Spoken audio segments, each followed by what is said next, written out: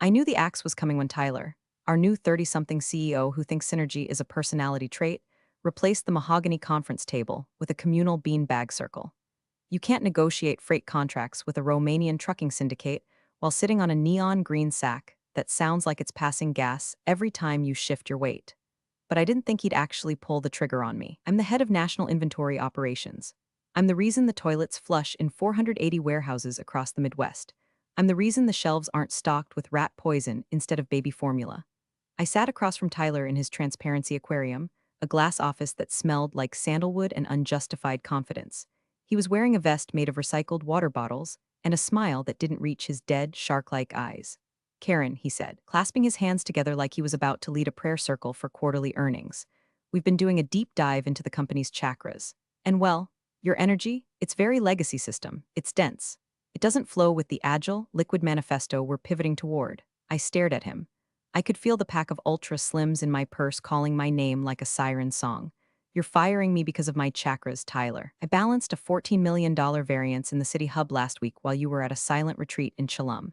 It's not firing, he corrected, his voice dripping with toxic positivity. It's a release. We're releasing you to find a tribe that resonates with your specific frequency. Your vibe just doesn't match the future of global logistics. I looked at the clock on the wall, 1:40 p.m. The daily inventory hard sync, digital heartbeat of this entire godforsaken empire, was scheduled to run its handshake protocol at 2 o'clock p.m. It required a biometric key. My biometric key. Without it, the system doesn't just pause. It assumes a security breach and locks down the database like Fort Knox during a zombie apocalypse. Hey, real quick, before I tell you how I turned this guy's liquid manifesto into a literal flood of sewage, if you're digging the pettiness, smash that subscribe button and drop a like. It keeps the caffeine flowing and the rage pure. Thanks, you're the best. My vibe, I repeated, tasting the word like it was spoiled milk. Okay, Tyler, you're the boss. You want liquid energy? You got it. I stood up. I didn't scream. I didn't cry. I didn't throw the artisanal succulent on his desk through the glass wall, even though the urge was stronger than my desire to breathe. I just reached into my pocket, pulled out my security badge, the one with the clearance level higher than his, and slid it across the reclaimed wood desk. You have 20 minutes, I said, my voice flat like a tire on a gravel road. Tyler blinked, confused. 20 minutes to what? Clear your desk? Take your time, Karen. We want this transition to be holistic. 20 minutes before the ghost in the machine realizes I'm gone, I said, turning toward the door. You see, Tyler, that legacy system you hate. It's held together by duct tape, 3 lines of code written in 1998, and my personal override. If I don't authenticate the 2 o'clock p.m. sync, the servers assume the company has been hostilely taken over. They sever the connection to the lenders. They freeze the shipping manifests. The trucks stop. The forklifts lock. He laughed. A nervous, dry sound. You're bluffing. The tech team assured me everything is cloud native now. The tech team, I scoffed, pausing with my hand on the door handle. You mean the 3 guys you hired because they had cool, distinct tattoos and lied on their resumes about knowing COBOL? Good luck with that. Tell your lenders I said good luck, I added, stepping out into the hallway. I walked past the open plan office, past the rows of terrified 20-somethings staring at their screens, and I felt a cold, dark satisfaction settling in my chest. It wasn't the heat of anger anymore. It was the icy calm of a demolition expert watching the timer count down to single digits. He wanted a vibe check? I was about to give him a seismic event. The elevator ride down from the 40th floor took 45 seconds. That's enough time to replay 10 years of missed birthdays, skipped anniversaries, and nights spent sleeping on a cot in a warehouse in Detroit because a blizzard knocked out the power and the backup generators needed a manual kickstart. I gave this company my youth. I gave them my cartilage. My knees click like a Geiger counter every time it rains because I spent the winter of 2016 walking concrete floors to manually verify inventory when the scanners went down. And for what? To be told my vibe was off by a guy whose hardest day of work involved choosing between oat milk and almond milk for his latte.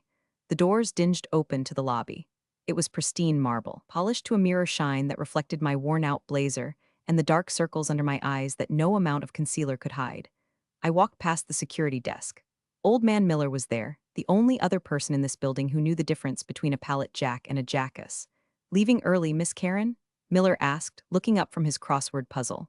Permanent vacation, Miller, I said, stopping to fish the visitor pass out of my purse. I realized I still had the company credit card. I tossed it on his desk. Tyler's idea. Apparently I'm bad for the feng shui. Miller snorted. That boy wouldn't know feng shui if it bit him in the ass. You take care, you hear? Place is gonna fall apart without you. That's the plan, I muttered, pushing through the revolving doors and into the humid, exhaust-filled air of the city street. The moment I stepped onto the sidewalk, my phone buzzed in my pocket. It's a distinctive vibration, too short, one long, the panic pattern. I pulled it out. Alert, system sync authorization missing. Warehouse 117, Warehouse 118, Warehouse 119. The list scrolled down the screen like the credits of a movie where everyone dies at the end. It was 2:01 p.m. I lit a cigarette. I know, it's a filthy habit, but when you spend your life inhaling diesel fumes and forklift exhaust, a little tobacco feels like fresh mountain air. I took a deep drag and watched the smoke curl up toward the glass tower I'd just been evicted from. Up there on the 40th floor, the silence was breaking. I knew exactly what was happening. The dashboard of truth, a monitor Tyler had installed to show real-time profits, was currently flashing red, not a soft, aesthetic coral red. We're talking nuclear meltdown red. My phone buzzed again, and again, and again. It was the operations leaders group chat, a chat I had been removed from 10 minutes ago, but apparently the system hadn't updated the permissions yet. Chad, VP of Ops. Guys, why is the city distribution center showing zero inventory? Jessica HR. Is this a glitch? The dashboard says we have negative stock. Tyler, CEO. Who has the override code? Karen just left. Someone call her. I smirked, exhaling a cloud of gray smoke. The override code wasn't a number you wrote on a sticky note. It was a sequence of decisions based on variable logic that lived entirely in my brain.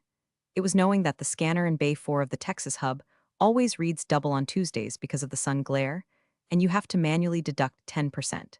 It was knowing that the emergency stop on the server wasn't a button, but a command line script I wrote in 2011 called Do Not Touch, or DIE. They didn't just fire an employee, they deleted the operating system. I walked to my car, a reliable, dented sedan that had survived more road salt than a pretzel factory, and threw my bag in the passenger seat. I wasn't going home to cry into a tub of ice cream. I had one more stop to make. A stop that would ensure this bridge didn't just burn, it would be nuked from orbit. I keyed the ignition. The engine purred. My phone was vibrating so hard on the center console it was slowly moving toward the edge like a suicidal lemming. Incoming call, Tyler, CEO. I let it ring. Let them sweat. Let them feel the vibe of absolute, unmitigated panic. I put the car in drive and merged into traffic. The chaos was just beginning, and I had a front row seat to the apocalypse. You have to understand, a logistics network is like a living organism. It breathes. It eats. Craps, and if you cut the nerve connection between the brain and the bowels, things get messy very, very fast. While I was merging onto the I-90, humming along to Tom Petty, the digital nerve center of global logistics was suffering a massive stroke. Here's what Tyler didn't know. The legacy system wasn't just counting boxes. It was a translator. It took the garbage data from our ancient, rusted-out conveyor belts and translated it into the shiny, happy numbers the banks like to see. Without my authorization code, which ran a script scrubbing that garbage data, the raw feed was hitting the main server for the first time in history. Back in the office, I imagined the scene was shifting from mild concern to Lord of the Flies. The first symptom would be the phantom inventory. The system, seeing unverified data, defaults to safe mode. In safe mode, to prevent theft, it marks everything as missing/quarantined. So, at 2:15 p.m., a sales rep in Chicago probably tried to process an order for 5,000 units of high-end consumer electronics. He would have typed in the SKU, hit enter, and watched the screen blink. Error, zero stock available. That's impossible, he'd shout, spilling his kombucha. I saw 3 pallets on the dock this morning. He'd checked the system again. Stock location, unknown. Status, lost. Now multiply that by 480 warehouses. My phone was now silent. Not because they stopped calling, but because I'd put it on Do Not Disturb. However, my car's Bluetooth display was still syncing the notifications. Text from Brenda, Warehouse MGR, Iowa. Karen, honey, the scanners are locked. Drivers are backed up to the gate. They're getting angry. One of them has a tire iron. Where are you? My heart twinged for Brenda. She was good people. She made a killer potato salad and didn't deserve this. Collateral damage was unavoidable in a revolution. I mentally apologized to Brenda and kept driving. The real problem wasn't the trucks, though. It was the money. The company operated on a revolving credit line. The lenders had a bot, a nasty little algorithm, that pinged our inventory levels every hour to ensure we had enough collateral to cover our loans. If the inventory dropped below a certain threshold, the credit line froze automatically. At 2:30 p.m., the inventory didn't just drop. It vanished. According to the computer, Global Logistics was now a company that owned absolutely nothing but some leased office furniture and a lot of expensive bean bags. I imagined Tyler standing in the middle of the chaos, his vest unzipped, sweat staining the armpits of his organic cotton shirt. The agile team he'd hired, boys who looked like they should be shredding guitar solos, not spreadsheets, would be frantically typing on keyboards that were no longer connected to anything that mattered. Reboot it, Tyler would be screaming. Just turn it off and on again. But you can't reboot a famine. You can't reboot a void. I was heading out of the city now, the skyline shrinking in my rearview mirror. The air was getting cleaner, the roads emptier. I was driving toward the only person who could appreciate the sheer, artistic beauty of this disaster. I reached for my water bottle and took a sip. It tasted like freedom and vengeance, but mostly vengeance. The scary part? I hadn't even unleashed the worst of it yet. The kill switch wasn't just about hiding the inventory, it was about the routing. At 3 p.m., the automated dispatch system updates the GPS for every truck in the fleet. If the inventory is 0, the system assumes the trucks are empty. It tells them to return to base. Thousands of trucks halfway to their destinations were about to pull U-turns on highways across America. Deliveries of medicine, food, parts, all turning around because a computer thought they were hauling air. The radio DJ came on. Traffic alert, major congestion building up on all arteries leading into the industrial district. Avoid the area if you can. I turned the volume up. Music to my ears, I whispered. By 3:15 p.m., the Transparency Aquarium had likely turned into a mosh pit of incompetence. I know exactly what was happening because I know who Tyler hired to replace my team. He fired my lead sysadmin, a guy named Stan who looked like a thumb and smelled like old ham but could code in assembly while asleep. In his place, Tyler hired a digital nomad named Braden who lists disruptor as a skill on LinkedIn. Here's the thing about Braden. He thinks the cloud is magic. He thinks if something breaks, you just spin up a new instance. But our system wasn't in the cloud, Braden. It was on a mainframe in the basement of a building in New Jersey that flooded every time a hurricane looked at the East Coast funny. I could picture Braden right now frantic, his man bun unraveling. The API isn't responding. He'd be shouting, tapping on his MacBook Air. I can't push the hotfix. Why isn't it responding? Tyler would demand, his voice cracking. Because there is no API, someone from accounting, probably old Doris, would yell from the back. Karen built a bridge using an Excel macro and a prayer, and she took the prayer with her. My phone lit up again. This time, a voicemail notification popped up. I tapped play through the car speakers. Karen, this is Tyler. Look, there seems to be a hiccup, a small misalignment of the data spheres. We need that password. Now, this isn't funny. If you don't call me back in 5 minutes, I'm contacting legal. You can't hold company property hostage. Company property? I laughed out loud, startling a cow in a pasture I was passing. Honey, that property is a cognitive map of a schizophrenic labyrinth I spent 10 years memorizing. You can't sue me for my memories. The irony was delicious. For years, I begged them for a budget to upgrade. I wrote proposal after proposal, risk assessment, catastrophic failure imminent without system migration. Tyler had used those proposals as coasters. He told me I was being alarmist and resistant to change. Well, how's that for change, Tyler? The scramble back at HQ would be shifting from technical to physical. The operations leads would be flooding the conference rooms, printing out spreadsheets from last month, trying to manually reconcile stock. It's 2024, and they're probably looking for fax machines. Does anyone know how the system actually works? Someone would shout, and the silence that followed that question would be deafening. That silence was my resume. That silence was the ghost of every weekend I worked for free. That silence was the void left by every thank you they never said. I pulled off the highway onto a gravel road. The trees were dense here, shielding the world from the chaos I'd left behind. The reception was spotty, but a text from an unknown number managed to squeeze through. Known lenders just froze the credit line. Trucks are turning around. Tyler is crying in the bathroom. What did you do? I didn't recognize the number, but the tone sounded like Stan. Good old Stan. He probably hacked into the internal comms just to watch the fire. I didn't reply. I just kept driving up the winding path toward the lake house. The engine clicked and cooled as the road leveled out.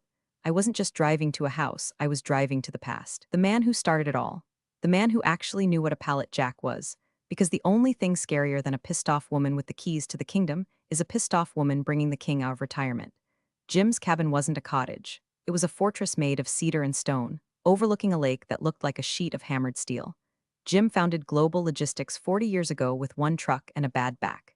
He retired 5 years ago, handing the keys to his son Tyler with the explicit instruction, don't touch the operations. Let Karen run the engine, you just polish the hood. I parked next to his vintage Ford pickup. The air smelled of pine needles and wood smoke. It was quiet, a holy kind of quiet. Jim was on the porch, whittling a stick. He looked like a bear that had decided to wear flannel and retire. He looked up as I approached, his eyes narrowing under bushy white brows. We're supposed to be in the 2 o'clock sync meeting, he rumbled. His voice sounded like gravel tumbling in a dryer. I was released, I said, leaning against the porch railing. My vibe didn't match the future vision. Jim's knife stopped moving. He looked at me, then at the stick, then back at me. Your vibe? My chakras were dense, Jim. I was blocking the flow. Jim slowly set the knife down. He didn't explode. Jim never exploded. He imploded, creating a vacuum that sucked the oxygen out of the room. Tyler fired you? On a Thursday? Before the hard sync, he released me, gave me 20 minutes to clear out, so I cleared out, and so did my authentication protocol. Jim closed his eyes. He did the math instantly. He knew the system better than anyone except me. He knew about the credit lines. He knew about the truck routing. He knew about the phantom inventory. The lenders, he asked softly. Frozen. I said as of about 30 minutes ago. The trucks, turning around. U-turns on the I-95. It's probably on the news by now. Jim let out a long, slow breath. He reached for the bottle of bourbon sitting on the table next to him and poured 2 glasses. No ice. He slid one across the table to me. You warned him? I told him he had 20 minutes, and he asked me if I wanted to take a mindfulness pause. Jim took a sip of the bourbon. He stared out at the lake. I built that company with sweat and blood. I missed my daughter's graduation to secure the Midwest hub. I missed my wife's birthday to fix the routing algorithm. He turned to look at me, his eyes hard. And he fired the mechanic because he didn't like the grease on her hands. He pulled a sat phone out of his pocket. It was the only thing that worked out here reliably. Who are you calling? I asked, taking a drink. The burn was pleasant. The chairman of the board, Jim said, punching in a number, and then the bank. He put the phone to his ear. George, it's Jim. Shut up and listen. My son is an idiot. He just severed the brain stem of the company. No, don't talk to him. He doesn't know what's happening. Pull the audit logs. Look for the termination of user Karen admin root. Yeah, that's the one. When you see the timestamps, you're going to want to pour yourself a drink. He paused, listening to the squawking on the other end. Fix it? Jim laughed, a dark, terrifying sound. I can't fix it. You can't fix it. There's only one person on this planet who can fix it, and she's currently drinking my best bourbon and watching the sunset. You better hope she's in a negotiating mood. He hung up and looked at me. A small, grim smile played on his lips. He's panic buying stock options. He thinks it's a glitch. He's about to learn, I said, swirling the amber liquid. That gravity isn't a glitch. While Jim and I were watching a pair of eagles circle the lake, the global logistics headquarters was effectively burning to the ground. Here's the thing about logistics. It runs on credit. Fuel is expensive. We're talking millions of dollars in diesel every week. The drivers carry fleet cards. Those cards are linked to the credit line. When the inventory hit zero, the bank's algorithm didn't just freeze the corporate accounts. It flagged the fleet cards as high risk. My phone buzzed. A text from Stan, the ex-sysadmin. Stan, dude, fuel cards are declining at the pumps. Drivers are stranded in nowhere, Nebraska. They're tweeting pictures of the declined screens. #global logistics collapse is trending #4 on Twitter, above the Kardashians. I showed the text to Jim. He shook his head. Amateurs. Then came the barrage from Tyler. He must have realized legal threats weren't working, so now he was trying the emotional manipulation angle. Tyler, 3:45 p.m. Karen, I feel like we got off on the wrong foot. I want to hold space for your feelings. Let's co-create a solution. Tyler, 3:50 p.m. Karen, the bank is on the phone. They're saying something about a covenant breach. I don't know what that is. Please pick up. Tyler, 4:00 p.m. Pick up the phone, Karen. The trucks have stopped. My dad isn't answering. Why are you doing this? I read them out loud to Jim like poetry. Co-create a solution, Jim muttered, spitting on the ground. I should have sent him to trade school. The reality of the collapse was simple but devastating. Without the inventory verification, we couldn't invoice.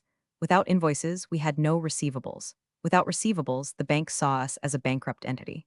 The automated systems were faster than any human. They were executing the death of the company in nanoseconds. In the warehouse breakrooms, the rumors would be flying.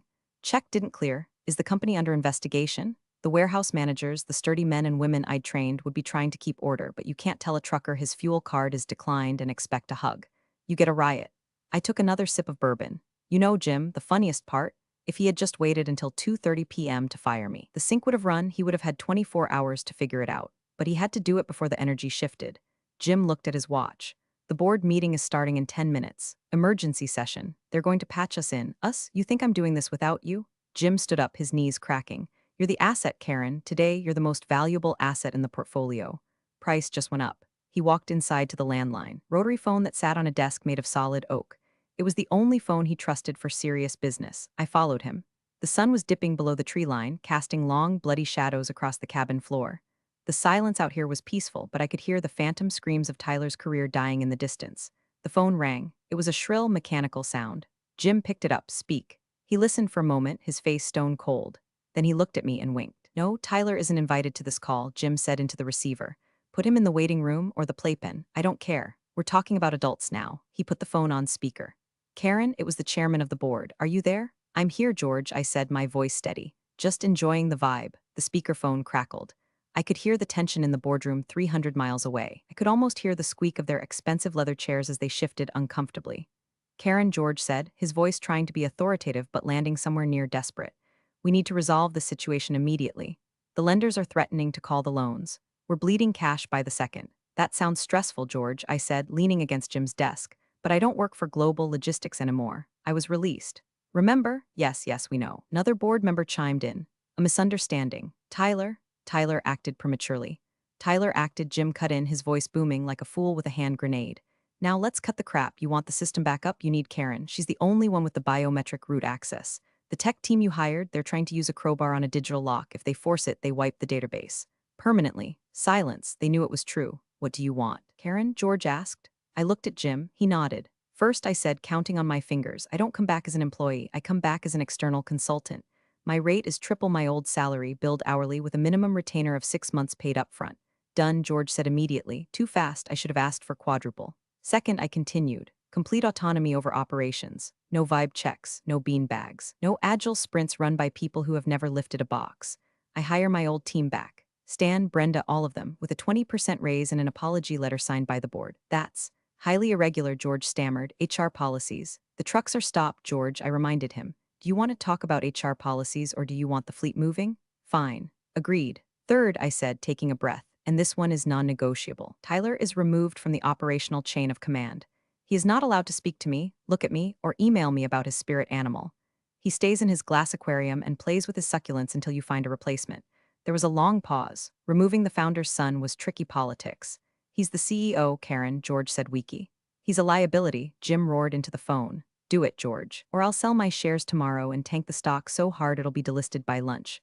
Okay, George yelled. We'll restructure his role. He'll focus on brand vision, strategic partnerships, far away from operations. Good, I said. Draft the contract. Send it to Jim's fax machine.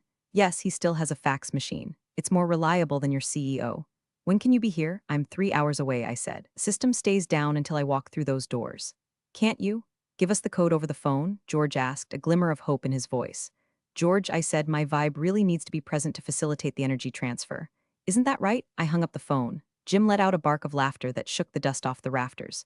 You're a shark, Karen, he said, pouring me another finger of bourbon. I taught you well.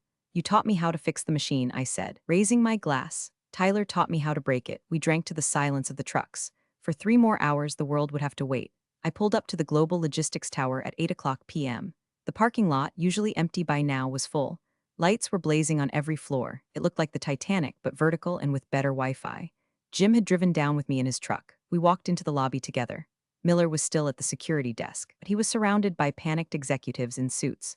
When Miller saw me, he actually stood up and saluted.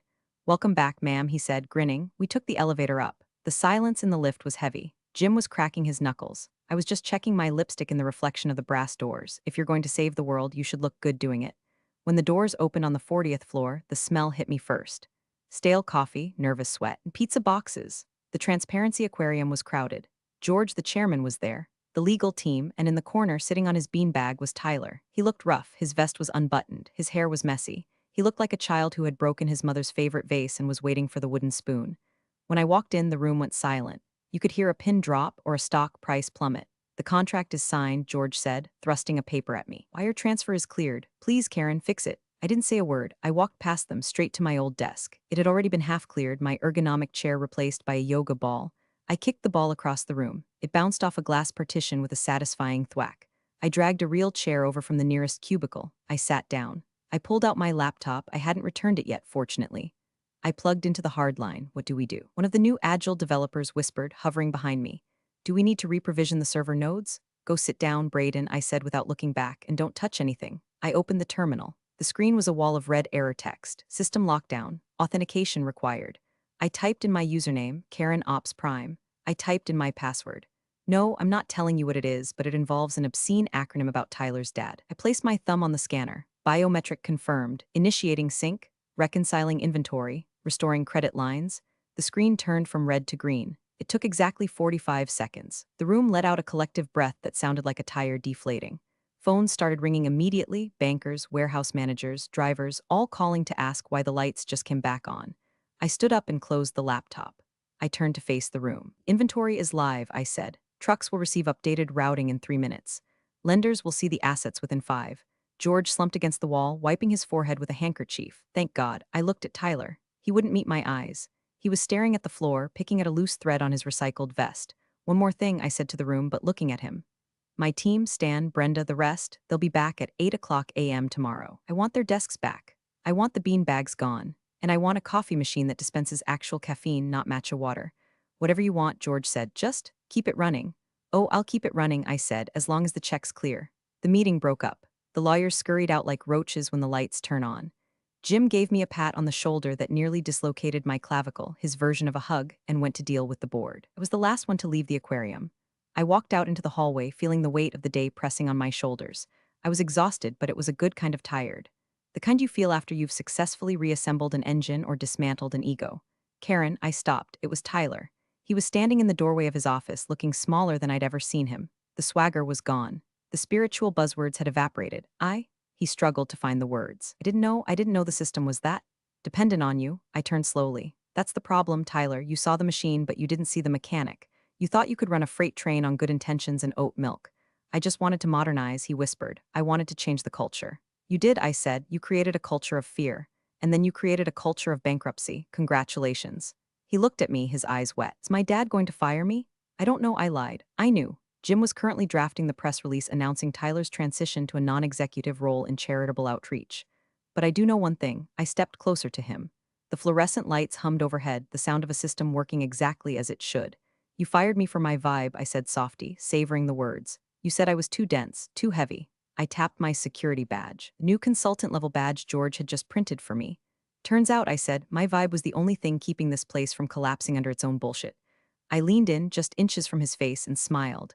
A real, genuine, terrifying smile. Vibe check, I whispered. I turned and walked away. I didn't look back. I walked to the elevator, punched the button, and rode it down to the lobby. Outside, the night air was cool. I walked to my car, got in, and drove to the nearest 24-hour diner. I ordered a steak, rare, and a black coffee. I sat there alone, listening to the scanner app on my phone. Unit 445 en route to Cleveland, all clear. Dispatch to Unit 102, routing updated. Proceed to dock. The voices of the drivers, the warehouse workers, the people who actually move the world. They were back online. I took a bite of the steak. It was tough, greasy, and absolutely perfect. I pulled up my banking app. The retainer had hit, a number with a lot of zeros. I might be a legacy system, but legacies last. Vibes, they just evaporate. I took a sip of coffee and lit a cigarette right there in the parking lot, blowing the smoke toward the moon. We're all healed. Big thanks for watching, you sneaky seniors. Subscribe to keep the coffee pot brewing revenge. Your ex-colleagues won't know what hit 'em.